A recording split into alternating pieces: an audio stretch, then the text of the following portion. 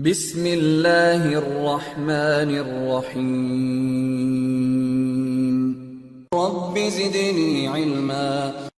So now in this section, we'll try to discuss many things relating to the DHCP server, Dynamic Host Configuration Protocol.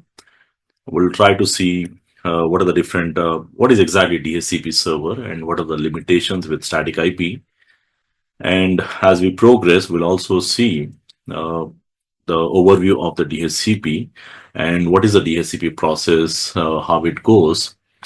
Then we'll try to see what are the different supporting devices, what the DHCP is supported here. Now here mainly the devices in the case of CCNP or enterprise level, we will try to make a router or a network switch to do the job of a DHCP server. We'll see how to do that. That's something what we'll start with, and then later on we'll get into the configurations, how we can make a router to do the job of a DHCP. With the simple and straightforward configurations, we'll be using a simple packet tracer simulation to mostly simulate the labs. That's going to be sufficient. And then later on, we'll also see how we can make a router as a DHCP client, DHCP server. And additionally, there will be some limitations. Mostly in the production networks, we don't use a router as a DHCP server because of some reasons. We'll talk about that. And later on, we'll also configure one of the lab relating to where you can make a L3 switch to do the job of a DHCP as well. And finally, we'll also talk about the relay agent. Relay agent is basically providing the IP addresses to the remote subnets, not in the local LAN, on the remote LAN. And finally, we'll also talk about the troubleshooting in the last. Okay, so let's get started here.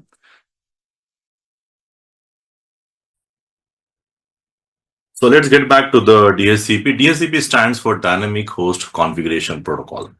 It's a method to automatically assign the IP address, not only just IP address, we can also assign the subnet mask, default gateway, DNS server.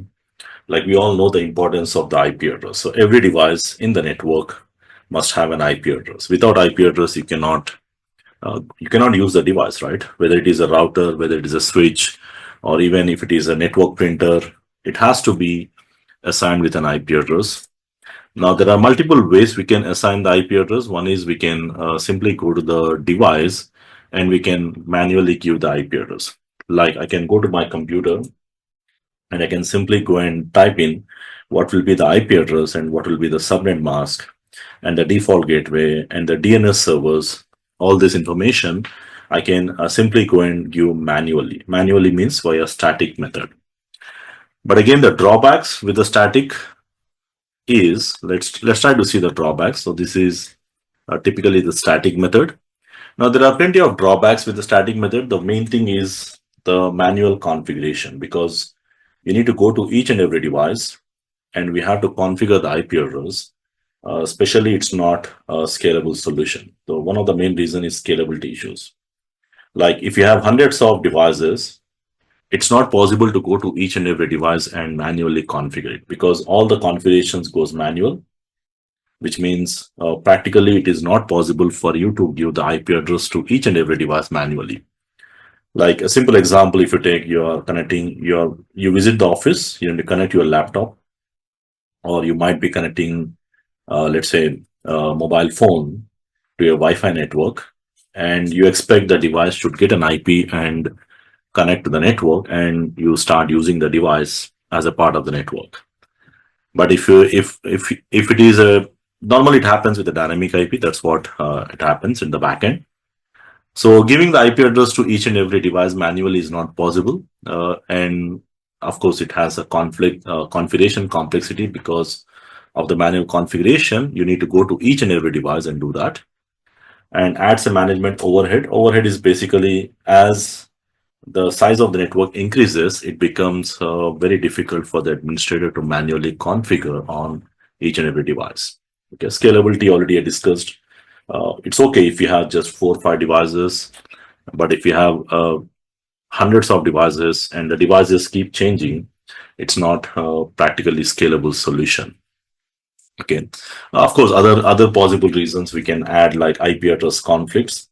You might end up giving the same IP address to multiple devices by mistake. Like I might give the same IP to two or more devices by mistake. That can be one of the reason, like error prone, like increasing the risk of configuration errors, like duplicate IP addresses. And of course, it is not scalable, not flexible as well.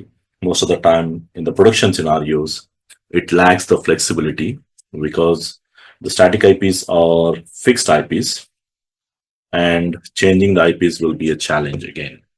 Now, one more reason we can add like security concerns. Security concerns is one of the another reason you can add why we don't prefer to use a static IPs. Like static IPs generally are predictable, means you assign the IP to one device and you just keep on using the same IP address as long as the administrator do not change. So if anyone try to target your device, it may be more easier target compared to the dynamic IP addresses. So that is very less strong reason, less likely a strong reason to tell, but that is one what can be one of the reason here. So what is the alternative? The alternative is DHCP, Dynamic Host Configuration Protocol. So mostly nowadays, even if you take any small network, even if I just quickly see my Wi-Fi network, which I am connecting here, if I just go to my network settings, this is the Wi-Fi connection which I am connecting here. And if I go to this SSID properties, now here you can see the IP address. If you just come down, there is an option here. IP address assignment is automatically done where it is using the DHCP. So this is a Windows 11 machine, slightly a different options you it looks. But again, you can also verify by going to the network places, and the other way you can also do that. Okay. Now here I'm getting the IP address from the wireless router, which I am connecting. Of course, everyone using the wireless Wi-Fi routers, they will be pre-configured with DHCPs. So here we'll try to see how we can make it on the router as well. Now, what are the advantages or why we use the DHCP? One of the main reason, it simplifies the network management, especially in a bigger networks, because it's going to automatically assign the IP address. We just need to configure the DHCP server and the devices will connect and get the IP address automatically. Whenever you connect any new device, it gets the IP address. Like the simple example is your home Wi-Fi network.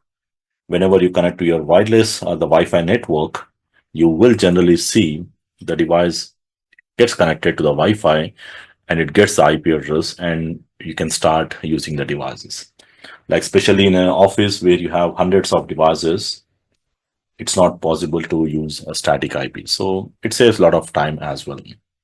Of course, there will be a centralized management. Everything you do from the DHCP server, which will make it easy for you for any changes if you want to make in the future, like you want to make some network changes or the IP changes, anything, you can simply go to the DHCP and change it. Like in the future, you might be changing the DNS address, or in the future, you might be changing the router address.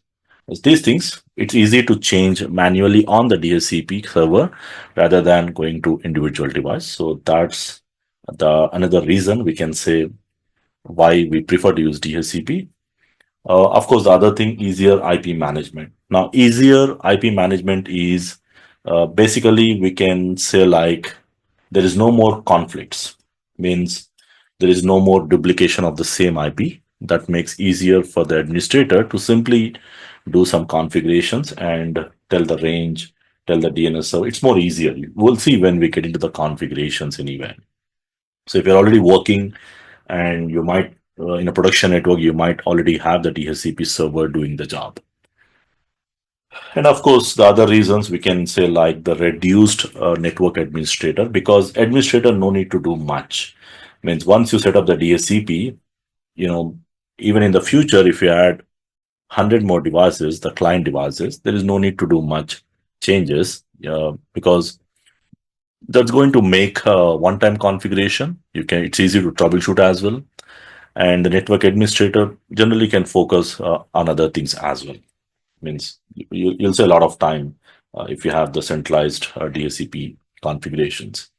And of course, scalable is another main reason we use, especially when you have hundreds of devices, not hundreds, even if you have thousands of devices, you can just connect them and each and every device can get an IP address from the DHCP server. So, a simple example, it can be a campus network of any university or any companies where you have a very big campus, you have thousands of devices connected in the network.